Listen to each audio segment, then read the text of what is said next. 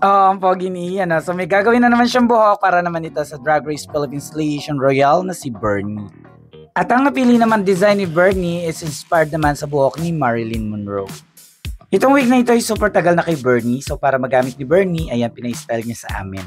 Kaya kayo, kung meron kayong mga high quality wigs or heat resistant wig, kanya-kalon lace front wig at akala nyo hindi nyo na magagamit dahil super tagal na, huwag nyo itatapon kasi maaayos at maaayos pa yan.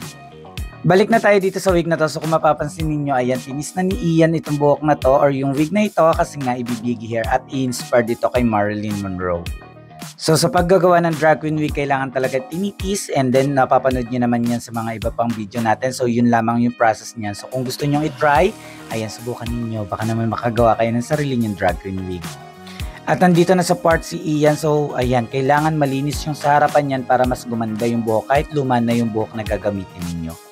Dito naman sa likod, ayan, inaayos na rin ni Ian, tinitis pa ng maayos and then para at least kahit sa likod naka-volume na rin siya.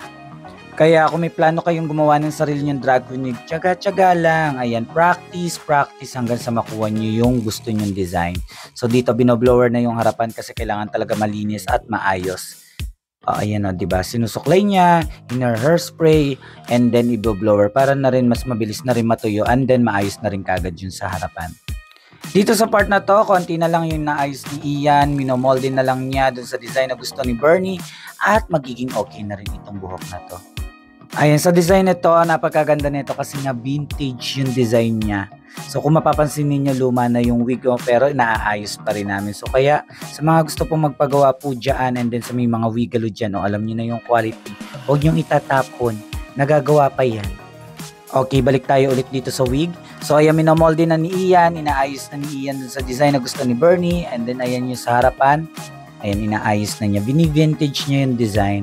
So, suklay, and then i-curve, minomolde, inner hairspray. So, ganun. Sa talagang tiyagaan lang talaga sa paggawa ng drag queen wig. At sa mga gusto magpagawa na itong ganitong design, ayan, mag-message lamang po tayo sa Wigalo po. Gagawan po namin kayo. Ha? Made to order to mga ganito ha. Wala po kaming wala kaming on hand. Pero may mga on hand kami ng mga drag queen wig pero ibang design. So kung gusto niyo makita po yung mga design na yon, mag-message lamang po kayo sa Wigalo Enterprise or kaya i-check nyo lamang po yung mga post namin. Naka-post naman po yung mga available wigs namin. And then eto na yung final look, di ba? Di ba ang ganda? So super tagal na nitong wig na to pero napaganda pa rin po namin. So ayan, thank you Bernie. Di ba? Kumbaga, restoration ng wig. Charot. Di ba? From luma to brand new.